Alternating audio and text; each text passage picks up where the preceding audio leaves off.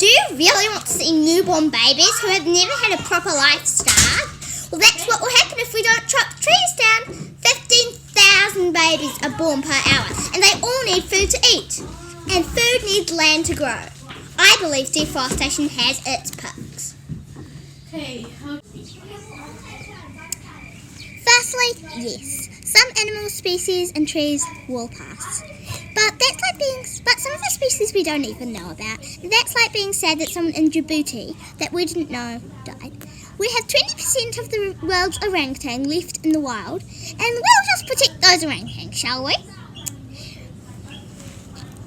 The same for trees. We can keep a sanctuary of trees, and they won't die out. A few released trees can save a few homeless people. And if animals and trees all die out, hey, more resources for us. I believe deforestation isn't too atrocious. Do you like long, hot summers? Well, climate change makes them like that. Everyone can agree, climate change is kind of bad, but it's also got a good side to it. It's true that rainforest trees are good at absorbing CO2 and giving us back oxygen, but did you know that palm oil crops are even better at that? Well, natural trees only take in 42 tonnes of CO2.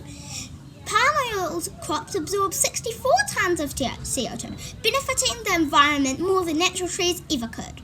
Native trees also give us 7 tonnes of oxygen back, but palm oil crops give us a whooping great 18 tonnes back of oxygen. Wow, I hear you say. It's not actually that surprising when you think about it, as palm oil crops actually are trees too. All the fuss about palm oil. Climate change isn't really as horrible as we thought. Okay, now let's talk about palm oil, shall we? True, it's not very good chopping down all those trees to plant palm oil crops, but let me tell you, it is a necessity and very popular oil. 73.5 million tonnes of palm oil is made yearly. If all that stopped tomorrow and we stopped making palm oil, 3.7 million workers would be unemployed overnight, and within a month would be living on the streets. Most of these workers would have kids, and do you really want to know that children would be without a bed and homeless? I wouldn't. And more than that, half the foods in our supermarket need oil. If palm oil was banned completely, what oil would we use? We need oil. We would need to make more soya and canola oil, which isn't that good for you either. Guess what? Soya oil and canola oil need land to grow as well. And if you're saying, what about sunflower oil? Sunflower oil causes deforestation too, so plant sunflowers.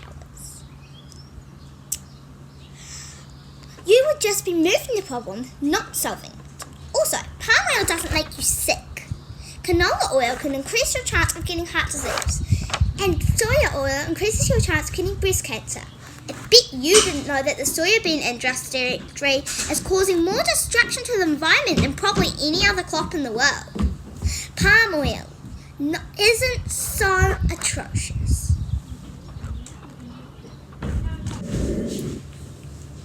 Lastly, Earth. There is a lot of people living on planet Earth.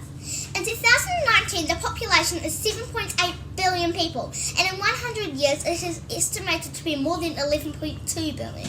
As the population grows, we need more land for food to grow on, and that means more deforestation, or everyone and our population will starve. Will you rather save the orangutans or our own grandchildren? I know what I would do. What do you want to do? Save the smelly orangutans, or keep having adorable, life-changing babies? If you choose orangutans, are you saying that you don't want a family? I believe humans are way more important than animals. Face it, deforestation isn't great, but it is definitely worth it. Make sure we save a quarter of the orangutan trees. Palm oil is much better than soya or canola oil. And we know that, don't we? And we want to keep having families, don't we? Or do you want to be alone on a Saturday night and with no snacks?